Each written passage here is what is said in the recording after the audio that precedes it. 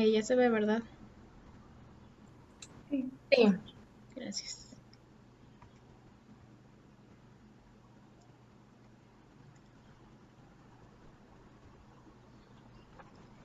Bueno, buenos días compañeros. Nosotros somos el equipo número 2 y vamos a hablar sobre PIT y SPECT. El equipo está conformado por Alejandra Gundis Rodríguez, Laura Sofía Hernández Saucedo, Alejandra Guadalupe Ríos Castillo y su servidora Nadia Deyanira Martínez Juárez. Vamos a empezar con lo que es concepto, historia y física. Primero que nada, pues el SPECT es una prueba diagnóstica de medicina nuclear que utiliza radiofármacos que se distribuyen por todo el cuerpo y a su vez también una cámara especial para crear imágenes tridimensionales. Esta va a ser una prueba de imagen que va a mostrar cómo la sangre llega a los tejidos y a los órganos y así detectar ya sea accidentes cerebrovasculares, fracturas por estrés, infecciones o tumores, por dar algunos ejemplos. En sí, pues SPECT significa tomografía computarizada por emisión de un fotón único, que a diferencia del PET, pues es la tomografía de emisión de positrones. Esta PET es un tipo de gammagrafía, una técnica de diagnóstico clínico no invasivo que va a permitir la generación de información cuantitativa, espacial y funcional de los procesos biológicos, ya sea tanto bioquímicos como fisiológicos, a través de la obtención de imágenes de los eventos moleculares y celulares tomadas directamente de los organismos vivos. Esto mediante pues el empleo de radiofármacos. Que esta diferencia del SPECT pues va a ser un poco más sensible y específico, pero también va a ser pues un poco más costoso. Pasando a la historia, con respecto al SPECT, a finales de la década de 1950, los investigadores David Cool y Roy Edwards comenzaron a trabajar en una nueva forma de utilizar imágenes tomográficas para identificar isótopos radiactivos en el cuerpo. Después se desarrolló el escáner Mark II, que fue completamente diseñado en julio de 1959. Este estaba en construcción en septiembre de ese año y se usó para tomografía de emisión ya en el verano de 1963. Para el 14 de mayo de 1965 se generaron lo que posiblemente fue la primera tomografía computarizada en un paciente. Y en 1968 el equipo de Cooley Edwards siguió el experimento desarrollando una serie de dispositivos SPECT, o sea, de tomografía computarizada por emisión de fotón único, que podría producir una imagen más clara más rápidamente. Ahora, con la historia del PIT, aquí tenemos que un aspecto fundamental fue el descubrimiento teórico y experimental del positrón y la existencia de este, tanto como las propiedades del mismo. Estas fueron predichas en 1927 por el físico francés Paul Dirac y después en 1932 Charles David Anderson fue el primero en detectar los positrones en los rayos cósmicos. Como que para dar pues contexto, un positrón pues va a ser una partícula subatómica que posee la misma masa que el electrón, pero con carga eléctrica opuesta, o sea positiva. Después, casi a finales de 1950, fue posible aplicar las propiedades de la aniquilación, que lo vamos a ver más adelante en lo que es la física de los positrones en la detección de neoplasias cerebrales, así como en otras enfermedades. Los creadores de esto fue Gordon Brownell y William Sweet del Hospital General de Massachusetts. Hacia finales de 1960, se desarrolló una nueva versión del tomógrafo por emisión de positrones, donde aquí pues se logró que hubiera una mayor sensibilidad y pues que hubiera también una mayor posibilidad de obtener imágenes tridimensionales pues un poco más elaboradas. A principios de 1967 se empezaron a desarrollar nuevos métodos de reconstrucción de imágenes como gráficas gracias al uso de los ordenadores. Y ya en la actualidad, pues en los equipos actuales, no le había dado, perdón. Ya en la actualidad, en los equipos actuales, la corrección por atenuación se hace utilizando equipos de tomografía computarizada, disminuyendo considerablemente el tiempo de adquisición de los estudios. Antes era de aproximadamente 60 minutos, ahora es aproximado de 14 a 21 minutos. Townsend y Cherry fueron los primeros en utilizar la combinación de ambas modalidades, que es las cámaras PIT y junto con la tomografía computarizada. Podemos ver aquí cómo pues esta es una tomografía computarizada, pero al momento de ya fusionarlo pues se puede obtener una pues mejor vista o de mejor pues utilización, vaya, más precisión. Ahora ya pasando a la física, primero vamos a hablar del PIT, que aquí vamos a enfocarnos en lo que es el proceso de aniquilación, que es el de la figura izquierda. Aquí las principales ventajas de este es que surgen de las propiedades físicas de la emisión de los positrones. Cuando un positrón, que es el electrón cargado pues positivamente, es emitido desde el núcleo y viaja a una corta distancia perdiendo energía hasta que interactúa con un electrón.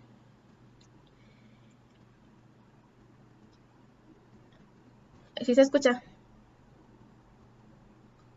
Sí, Nadia. Ok. Es que me pareció que la conexión estaba inestable. Bueno, les decía que cuando un positrón, o sea, un electrón cargado pues positivamente es emitido desde el núcleo, viaja a una corta distancia perdiendo energía hasta que interactúa con el electrón del medio, de modo que ambos se aniquilan, o sea, es decir que pues desaparecen. La masa del electrón y del positrón se van a convertir en energía bajo forma de dos rayos gamma, que son estos. En el momento en que interactúan se dividen en dos, y cada uno va a ser de 511 electronvoltios, que van a viajar en direcciones opuestas, pues es decir, pues de aproximadamente 180 grados, o sea, cada uno para un lado. La energía del positrón va a determinar la distancia que recorre antes de la aniquilación, pero siempre el resultado de estas es la producción de dos fotones de 511 electronvoltios. Por lo tanto, al contrario del SPEC, donde normalmente es emitido solamente un fotón, en la desintegración, en PIT es emitido simultáneamente un par de fotones. Y en consecuencia, pues su detección involucra un par de detectores en situación opuesta que deben registrar eventos en un mismo instante de tiempo, o sea, es decir que debe de haber una coincidencia. Ahora, el punto de aniquilación, debido a que estos dos fotones viajan en direcciones opuestas, el punto de aniquilación estará ubicado en una línea recta que va a unir ambos puntos de la detección, es decir, esta o esta de acá en línea en color rojo.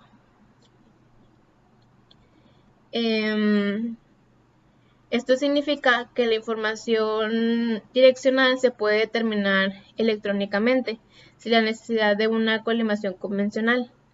Al contrario de las cámaras gamma, la detección no se limita a aquellos fotones que viajan en ángulos rectos y en consecuencia la sensibilidad es mayor en lo que es PIT que para SPECT. Después tenemos la atenuación, que en esta la detección de los fotones es por coincidencia. La atenuación va a depender del recorrido total a través del paciente, pero será independiente de la ubicación exacta del evento de aniquilación. Esto es diferente al SPECT, donde la atenuación representa un problema importante debido a la dificultad para corregirla matemáticamente. La detección de eventos de positrones necesita la llegada al detector de ambos fotones. Si se pierde uno de los fotones debido a la atenuación, significa que la detección de coincidencia pues no se va a llevar a cabo. Por ejemplo, aquí que solamente se puede observar uno de los fotones de aniquilación. Por lo tanto, vemos que el número de eventos detectados va a depender de la probabilidad de que ambos fotones alcancen los detectores. La corrección de atenuación en PIT se basa en que, independientemente de la localización del evento de aniquilación, uno u otro de los fotones atravesarán el espesor corporal en su totalidad. Los pares de fotones de aniquilación que salen del cuerpo humano y se detectan en coincidencia por el escáner PIT son la base de la imagen en esta modalidad. Los fotones de aniquilación son detectados por detectores, válgame la redundancia, que rodean al paciente dispuestos en forma de anillo, que se encuentran en esta imagen. Aquí está el anillo. A las detecciones individuales de estos fotones se les conoce como sucesos únicos, y la tasa de sucesos procesados por cada detector individual es la tasa de sucesos únicos. Dentro de las coincidencias podemos distinguir las coincidencias verdaderas, que es esta, las coincidencias dispersadas y las aleatorias, que están acá. Que estas pues, aunque no están directamente relacionadas, pues como su nombre lo dice, por aleatorización, pues llegan a coincidir con otras y se puede llevar a cabo esta coincidencia.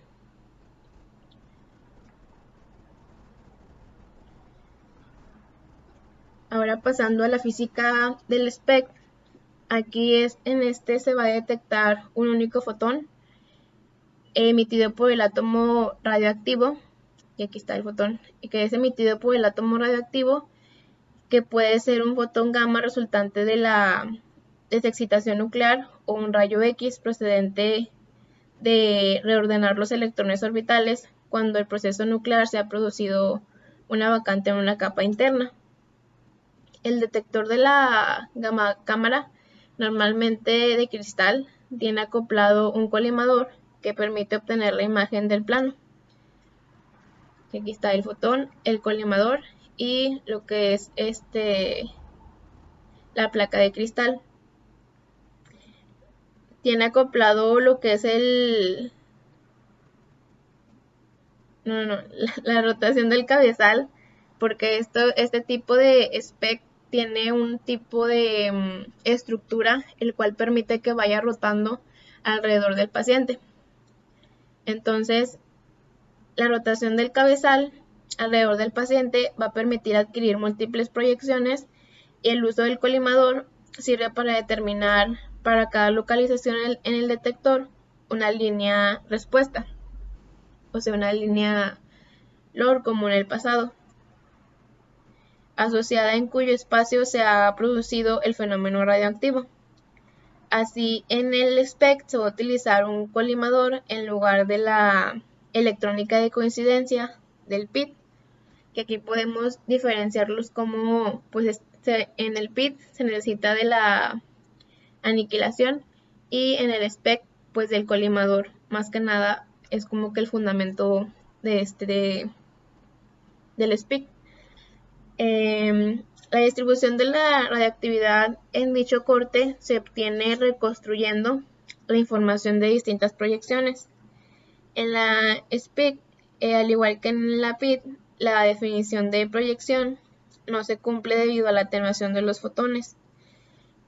Entonces, la calidad de la imagen reconstruida va a depender de otros factores como por ejemplo la resolución espacial, la radiación dispersa y las fluctuaciones estadísticas. En los últimos años se ha producido un avance tecnológico en la SPECT, siendo prometedor el uso de nuevos materiales detectores y también de la incorporación de la TAC en la corrección de la atenuación de esta. Y pues los desarrollos metodológicos de la corrección de atenuación y los algoritmos de reconstrucción tomográfica pues son similares a los desarrollados y descritos para la PID. Por otro lado, pues los parámetros de sensibilidad y resolución ligados al colimador pues tienen repercusión en la optimización de la imagen en los estudios neurológicos. Ahora, pues ya después de esto se va a proceder a lo que es la formación de la imagen, que pues se la va a explicar mi compañera Alejandra Gundis. Bueno, yo les voy a explicar, como ya mencionó mi compañera Nadia, pues lo que es la formación de la imagen. ¿Le das a la siguiente?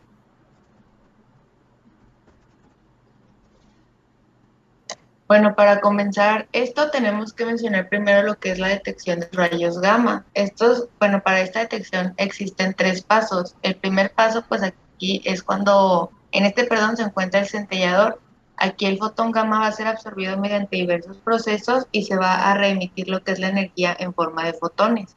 Después, el fotomultiplicador que va a absorber estos fotones visibles va a emitir electrones que de manera que posteriormente pues se va a multiplicar para crear una corriente apreciable.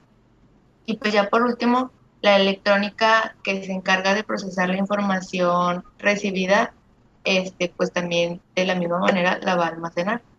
Le das a la siguiente. Bueno, tenemos los centelladores.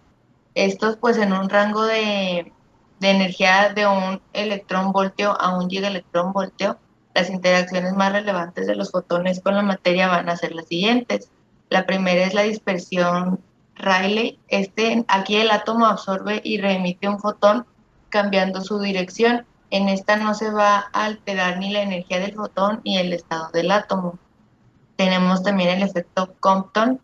Aquí el fotón incidente va a interaccionar con un electrón atómico desviándose y de esta manera pues va a perder su energía. En este el electrón sale despedido y se va a producir una vacante en el átomo impactado. Y tenemos también el efecto fotoeléctrico.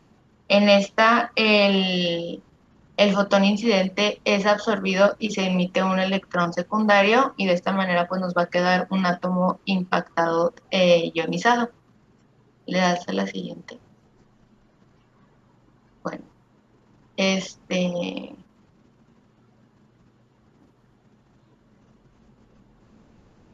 bueno, tenemos aquí el mecanismo. Este se lleva a cabo en 5 pasos. Tenemos que el primero, en los fotones gamma van a atravesar el centellador.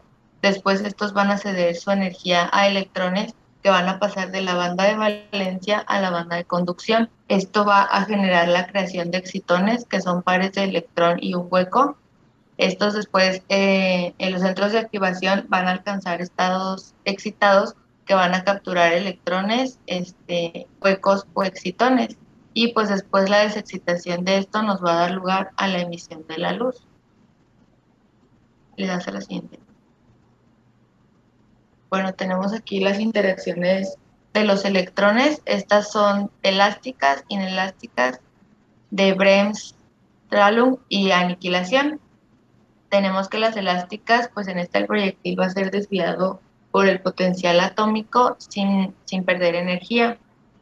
En las inelásticas, aquí el proyectil va a interaccionar con la nube electrónica del átomo y nos va a producir una ionización o una excitación dependiendo de la energía que sea transferida. En la de Bremse-Strahlung, el resultado de la interacción entre lo que es el proyectil y el potencial atómico, en el primero va a perder energía cinética que se la va a transferir a un fotón de frenado. Y en la aniquilación, pues aquí se van a generar un par de fotones que se mueven casi en direcciones opuestas. Estos pares de fotones de aniquilación van a salir del cuerpo humano y se detectan en coincidencia por el escáner PET. Estos pues son la base de la imagen de esta modalidad. Y este proceso es mucho más probable para positrones lentos, por lo que los fotones creados suelen tener energías aproximadamente de 511 electronvoltios. Y le das a la siguiente. Bueno, tenemos ahora los fotomultiplicadores. Bueno, esto primero tiene el objetivo de transformar la pequeña cantidad de luz producida por el cristal de centello. Esto pues lo va a tener que transformar en una señal eléctrica que se puede manejar pues de una manera más cómoda a través de lo que es el fotomultiplicador. Este elemento va a convertir los pulsos de luz en pulsos de corriente eléctrica y consta de los siguientes elementos. Tiene lo que es el fotocátodo. Este es un material fotosensible con alta probabilidad de un efecto fotoeléctrico y su respuesta espectral debe de solapar con la longitud de onda de los fotones que emite el centellador. Tiene también lo que son los dínodos.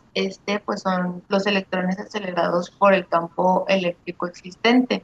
Estos van a chocar sobre la superficie del dínodo y van a extraer nuevos electrones que pues estos a su vez van a ser acelerados hasta el siguiente dínodo.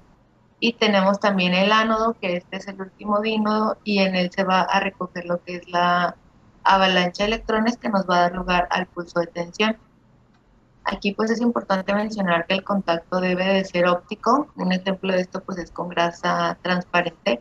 Esto pues para que no existan pérdidas. Es importante mencionar también que el tubo fotomultiplicador es un recipiente de vidrio sellado y alto vacío. La cara que está en contacto con el cristal de centello va a ir cubierta en su interior por un material que emite electrones al recibir lo que es la luz y opera como una celda fotoeléctrica. Estos electrones van a ser acelerados y multiplicados en lo que son campos eléctricos secuenciales entre electrodos que son los llamados pues los dínodos y se va a lograr la multiplicación de 1 millón de veces. Y pues en el último de estos la señal eléctrica es suficientemente grande para poder ser manejada con amplificadores y analizadores de pulsos convencionales. Le das a la siguiente. Bueno, tenemos también la electrónica. Aquí pues la señal que sale del amplificador sale en forma de pulso. Cada pulso es proporcional a la energía depositada en el centellador. Primero se hace pasar la señal por una electrónica que va a ensanchar el pulso de manera que va a reducir el ruido y va a facilitar su análisis posterior. Bueno, para realizar lo que es un análisis espectral de modo que nos permita la medición de los pulsos correspondientes a una banda de energía determinada y se pueda rechazar pues los que estén fuera de esta banda. Para este análisis pues se utiliza un analizador monocanal en modo diferencial o de ventana. Aquí pues nos interesa más que nada saber si los pulsos provenientes de dos detectores están en coincidencia. Para esto pues, vamos a conectar todos los detectores entre sí mediante un circuito electrónico que sea capaz de identificar si dos señales producidas por sus respectivos detectores lo han hecho dentro de una ventana de tiempo. Aquí pues el detector de centello es muy sensible y debe de ser protegido de la radiación ambiental o de la radiación de fondo, por lo que va a estar cubierto por una armadura de plomo de 5 centímetros o más por todos sus lados. Y pues esto tiene una excepción que va a ser una abertura que es la colimadora por donde se va a recolectar la información.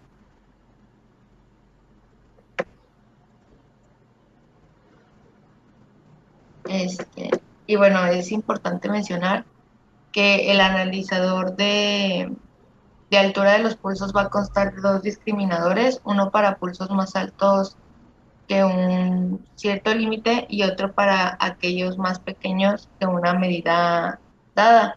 Y pues aquí la diferencia de energía entre el límite superior y el límite inferior se va a conocer como ventana del analizador. Ya das a la siguiente. Bueno, ya por último tenemos el algoritmo. Este algoritmo nos representa el proceso que sigue cuando el procesador ha detectado un evento. Este proceso es iniciado con un pulso sincronizado del amplificador. La energía salida de este amplificador se encuentra medida a la salida. Después de 100 nanosegundos se hace esto para ver de nuevo si la energía de salida ha aumentado o si solo pues era un evento el fotón. Al final del ciclo, la energía de salida pues la vamos a medir nuevamente y pues esto con la finalidad de sustraer el valor medio a la salida. Determinan lo que son la energía, perdón, de los rayos gamma. Y pues aquí podemos ver el algoritmo, nos lo explica mejor, que tenemos el inicio, vamos a esperar lo que es el primer fotón con un retardo de 100 nanosegundos. Si se ha detectado un fotón, se completa el ciclo. Si no se ha detectado el fotón, un segundo fotón, perdón, pues tenemos que reiniciar el proceso. Si sí detectamos el fotón y completamos el ciclo, después tenemos que ver si se detecta una baja energía gamma. Si la respuesta es no, pues no se generan pulsos para cualquier evento y debemos de reiniciar el procesador. Y si sí se detectó la baja energía gamma, pues se registra el pulso del evento a una banda de energía determinada. Y ya sería todo de mi parte. ¿Sí me escucho bien? Sí, Sofi, te escuchas Sí, bien. Ok, gracias. Bueno, vamos a seguir con los medios de contraste y el equipo y avances tecnológicos. ¿Le das a la siguiente, por favor? Aquí los medios de contraste que se van a utilizar en esta prueba pues son los radiofármacos. Hay que ver principalmente qué es un radiofármaco. Este nos menciona que es una sustancia que contiene un átomo radiactivo dentro de su estructura y que por su forma farmacéutica, cantidad y calidad de radiación puede ser administrado en pacientes con fines de diagnóstico y tratamiento. Estos están formados por una sustancia que actúa como un vehículo, ya sea que puede ser un componente o algún fármaco, y le va a aportar una cierta capacidad de fijación mmm, o afinidad por un órgano en específico. Y también va a contener un elemento radiactivo que le va a aportar una emisión radiactiva. Entonces, este radiofármaco va a estar constituido por dos partes, para repasar. Una molécula que sabemos cómo está compuesta, qué función va a tener en el cuerpo y hasta cómo se va a eliminar. Y la otra parte sería el isótopo radiactivo que se va a unir a él, pues para ver a dónde se va a dirigir, ya que pues eso captan los dispositivos, precisamente la radiación. ¿Le das a la siguiente, por favor? Continuamos con las características de los radiofármacos. Estos siempre van a ser utilizados en el interior del cuerpo del paciente o del cuerpo del ser humano. Entonces, su utilización solo se va a justificar si el beneficio es mucho mayor comparado con el riesgo que conlleva utilizarlos. Y pues para que esto llegue a cumplirse, el radiofármaco tiene que reunir unas características. Perdón, sería la inercia metabólica, donde los fármacos que nosotros conocemos, los convencionales, llegan a tener una actividad farmacológica eh, en sí, pero en los radiofármacos lo que se persigue es que la molécula sea inerte y se fije en el órgano diana. Una vez acumulado en este órgano o tejido, puede participar en su función metabólica y pues obtener información funcional o fisiológica del órgano. Como segundo punto, tenemos afinidad por el órgano o sistema que se desea estudiar. Este es el aspecto, se podría decir, más importante para ver o determinar qué radiofármaco vamos a utilizar. Se dice que la mejor prueba diagnóstica se consigue si la captación del radiofármaco es máxima en la zona que nosotros vamos a querer estudiar y que sea mínima o, ¿cómo se dice? O nula en las estructuras que lo rodean, porque así se va a poder distinguir de una manera más clara. Y a esto nosotros lo podemos denominar figura de mérito. El siguiente punto es una vida media efectiva corta. Este tipo de fármacos llegan a tener un periodo de semidesintegración corto, pero es suficiente, se podría decir, para que realicemos el estudio completo. De esta manera, como su semidesintegración es muy cortita, podemos evitar una irradiación elevada al paciente. Y esta característica se llega a conseguir por la utilización de radionúclidos que son obtenidos de generadores.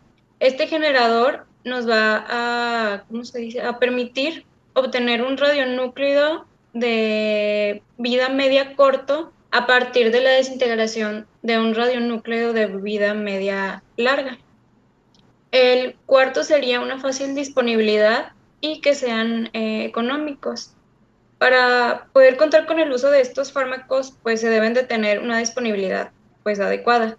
Anteriormente comenté que deben tener una vida media efectiva corta, pero siempre teniendo en cuenta que son fármacos que requieren una preparación previa. Y muchas veces el lugar de preparación no está tan cerca al lugar de administración. Y eso puede limitar de cierta manera su uso. Entonces, estos fármacos también deben de tener un precio asequible para que su utilización se vea de cierta manera beneficiada, perdón, en comparación con otras pruebas diagnósticas.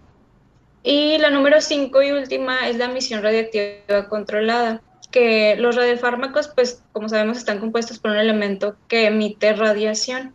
Entonces es muy importante que esta radiación sea adecuada. Y pues con todo esto conseguimos obtener un radiofármaco con una elevada eficiencia y estabilidad. ¿Le das a la siguiente, por favor? Seguimos con las formas y vías de administración. Como otros fármacos que nosotros conocemos, los radiofármacos tienen distintas formas de presentación farmacéutica para que sí puedan ser administradas por diferentes vías. Las que vamos a tener aquí son tanto líquidas, sólidas y gases. Las líquidas van a ser tanto soluciones como suspensiones que pueden ser de administración parenteral. La vía de administración puede llegar a ser intravenosa, endovenosa, subcutánea, intraarticular, endocavitaria e intratecal. En cuanto a las sólidas, actualmente se llegan a utilizar cápsulas de gelatina, donde en su interior se va a encontrar la actividad reactiva.